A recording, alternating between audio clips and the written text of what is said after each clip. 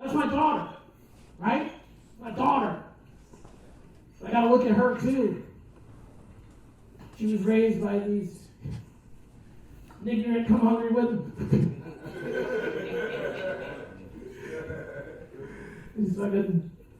I don't know, man. I gotta look at her though, right? She can't have this, right? She's a little girl. Okay, this is a little girl. She can't suffer from this ignorance, right? She can't fucking. No way! Right? Let me tell you a story. We're at the park. And I'm pushing her on the swing. And she goes, you should get in the swing next to me. I said, okay. I get in the swing next to me, the swing. She goes, and my swing starts creaking. And she goes, I know why it's doing that. And I was like, oh, why is it doing that? Beautiful, love of mine, innocent little child, angel. Why is my swing creaking? She goes, oh, your skin's darker, that makes you heavier. I'm like, what the fuck? What the fuck? Where did you even, how do you even, like, who, where did you hear that? She goes, Mimi told me. I was like, what the fuck? You can't. This is insane. This is stupid. She goes, also, Mimi said I can't eat any of your food anymore because it's too spicy. I was like, no. That's called flavor. Why people don't know what it is? Like, it's just insane. It's like, yeah, I mean, I gotta, she can't have it though, right? She can't have it. She's too innocent. And I swear to God, she said one of my favorite, we had my favorite interaction with her. One of my favorite things, we did this happen a little while back. The whole family went out and we're all tired from the days. We get back home, we just want to like fucking veg out, just pop out, maybe take a couple naps or whatever, sit down and just relax, just sort of decompress from the day that we had. Great, so I just plopped down on the couch. She plopped down on the couch next to me. This is back when I had just proposed. And she goes, so you're gonna marry my mom? I'm like, yeah. She said, so what do I call you after you guys get married? What do I call you? I said, you can call me whatever you want. You say what you call me. I don't care what you don't give a shit. What you fucking say whatever you want. Say whatever you want to call me. She goes, okay. Brown Dad? And I was like, yes! I will be your fucking brown dad. I will be that guy. Like, and I saw, like, it felt like, again, I was like exalted. I became, like, I was like one of those like late 90s sitcom dads, like a fucking Carl Winslow or fucking Uncle Phil or whatever. Like, I felt like a good example of a black father. I was like, yes, this is me. And I saw like a vision of our future actually being like a 90s sitcom fucking episode. She's like a teenager, you know, she's like 17 years old, you know. And she comes home and we get into a little bit of a tiff. We have a bit of an argument because she wants to bring a boy in the house, and I'm like, no, and she's like, fuck you, and I'm like, fuck you, and whatever, get the fuck out, like, whatever. And she goes stomping off to her room and just goes like, fuck you, and fuck this, and I'm downstairs like, hey, fuck her in my house, my rules, you don't fucking listen to me, whatever. And my wife's like, you need to talk to her. I'm like, shut the fuck up, are you here, bitch? Like, what the fuck?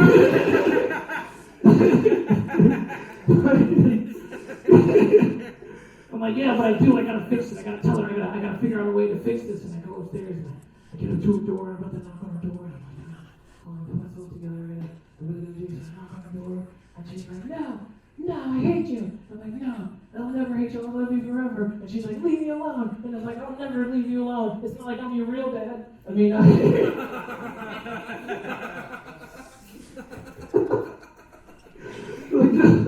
like, no, please, let me in. All I ever want to do is protect you and save you, make sure nothing bad ever happens to you. And then she cracks the door open and she's like, oh, okay. And there's like a montage of perfect moments where I say the perfect things and we're laughing or jumping in the air, clapping. And then at the end, I hug her and I kiss her on the cheek and I tell her I love her. And I start walking away and then like 70s music starts playing and it's like, look at you, freeze like Brown Dad. Like, did that shit. Like, that's how I see our life. That's how I see our life panning out. This was step one. This was the first step it's just that's who I want to be. That's who I want to be, just fucking brown dad, and a typical black guy, typical brown dad. Just a regular fucking dude. And I want to change the narrative. You know? I'm tired of things always being like black and white a long time ago became attitudes. I didn't, I wasn't like a person anymore. I was how I acted. So I decided to change the way I acted. I started acting like myself, and what I found was I got exactly what I wanted when I really went after what I wanted. I wanted a white family.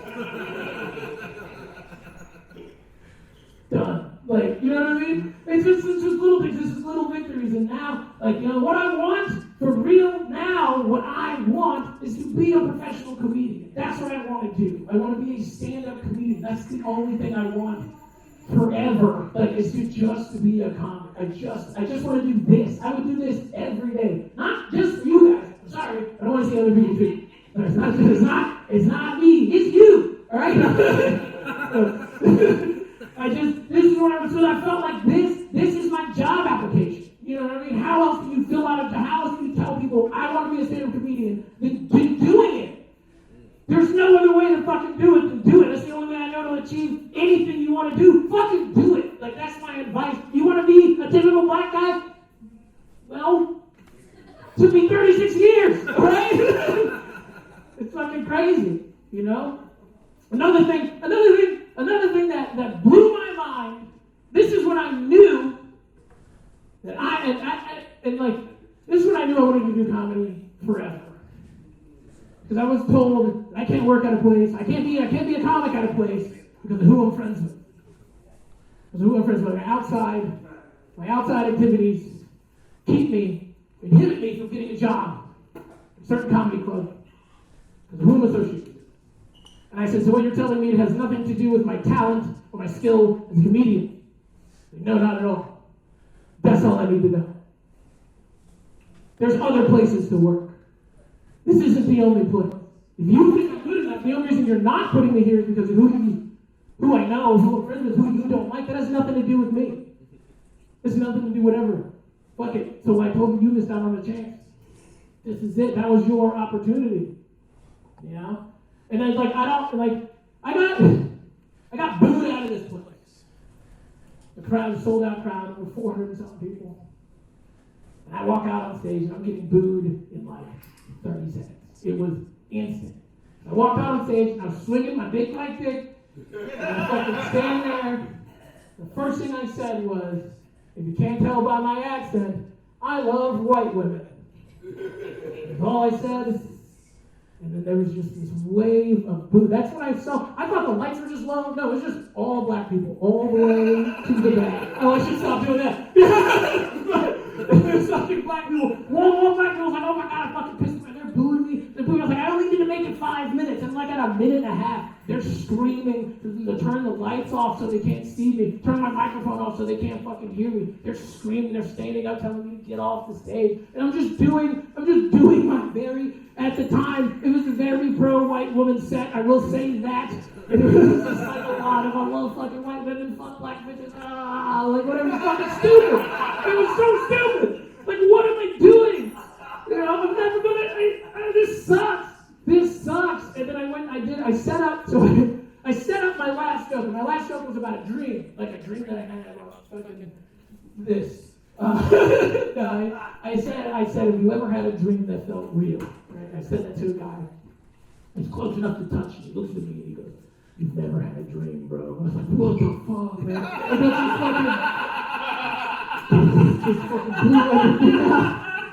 Like, how the fuck?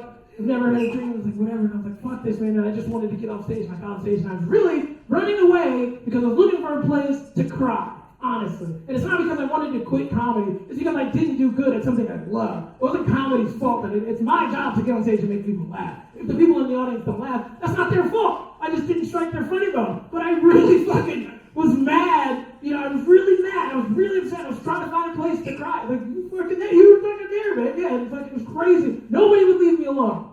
Nobody will leave me alone so I could cry. And that's when I knew, like, comedy's always going to take care of me as long as I take care of it. If I care about comedy, because comedians wouldn't fucking leave me alone.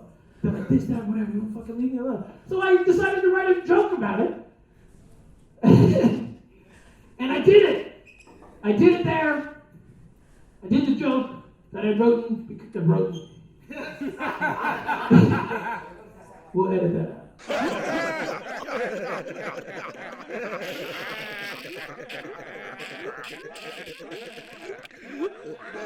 Take two. So I did the joke that I had written, and they told me immediately after I got on stage, you can never do a joke like that here again, ever again. That is not the kind of jokes we accept here in this establishment.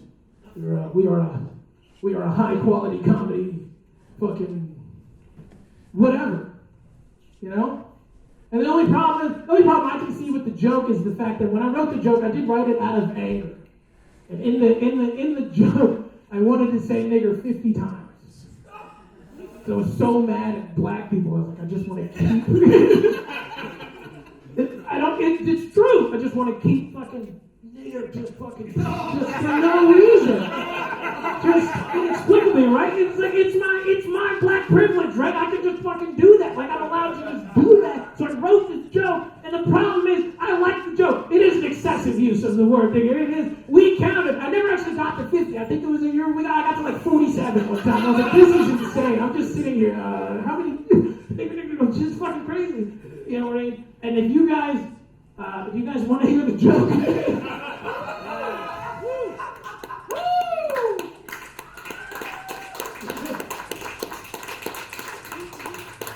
All right. Nigga. No, I'm just kidding.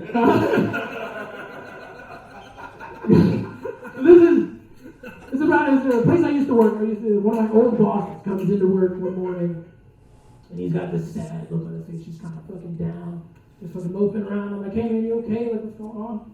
Or whatever. He's like, no, I'm fine. I'm like, no man, what's going on? Looks like you need somebody to talk to me. He goes, well, my mom died this morning. I was like, what the fuck are you doing here? Like, why are you here? Your mom died. He's like, yeah, she died at like 4 a.m. It's like 7. I'm like, dude, she just fucking died.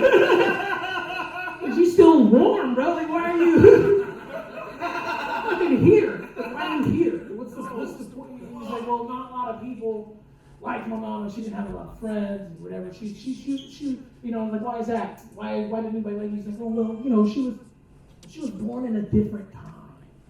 Whatever. And I was like, oh, I know what that means. He goes, no. She just used different language. Most people would find offensive. No, he's like, what the fuck? He goes, I'm just gonna tell you one of her last words on her fucking deathbed. I swear to God, he tells me this on her fucking deathbed. She goes, one of my biggest regrets is that I never fucked a nigger. Oh my God.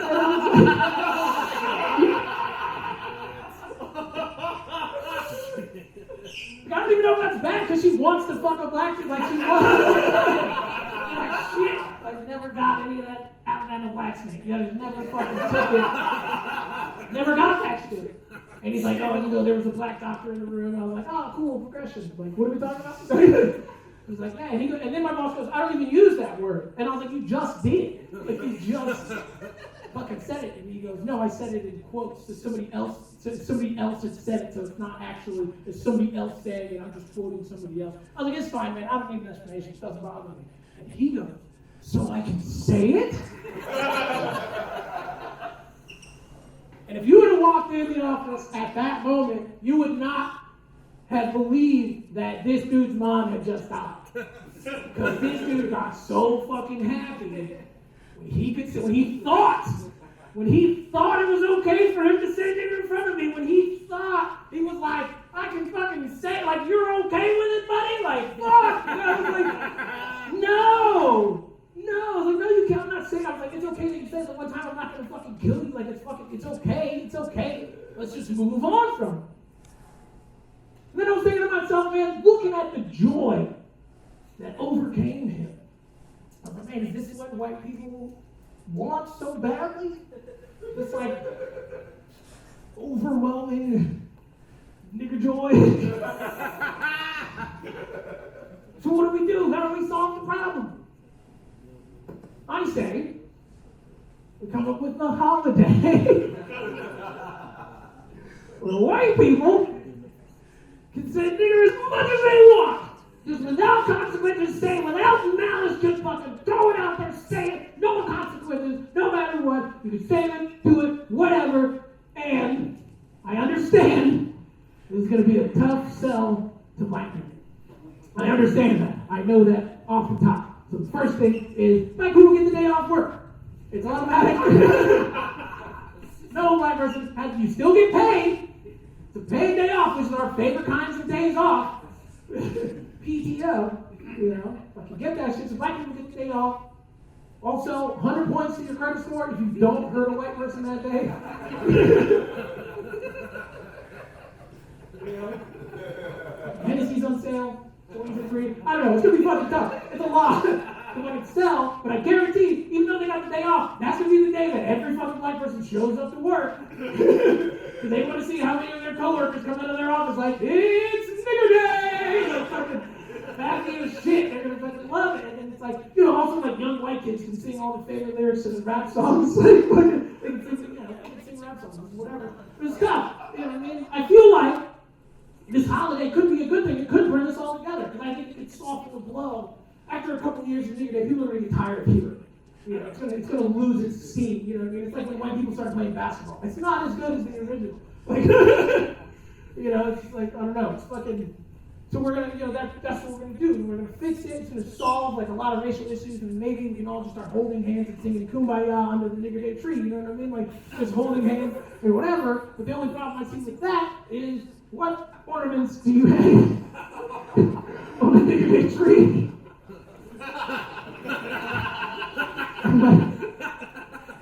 One of my friends goes, chicken bones and watermelon seeds. And I was like, I don't know why I'm trying to talk to you, man. I'm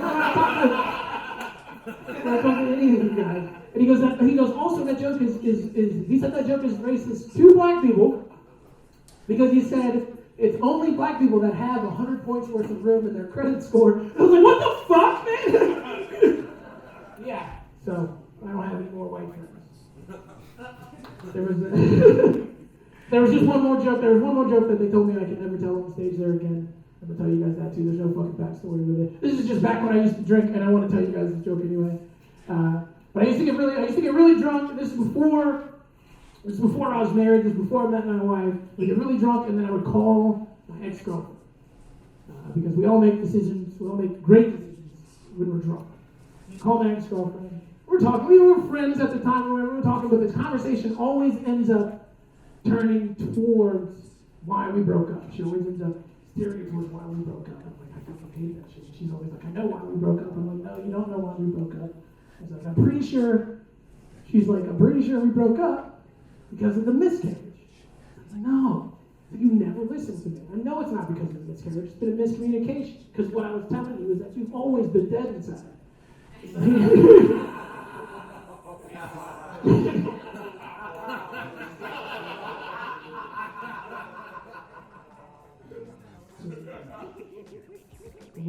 So that's it for me, guys. I think we're good. Oh, that's hour and 5 minutes. Fuck yeah! Your faith is slipping through your fingers, hopes in short supply. Fear and pain are closing in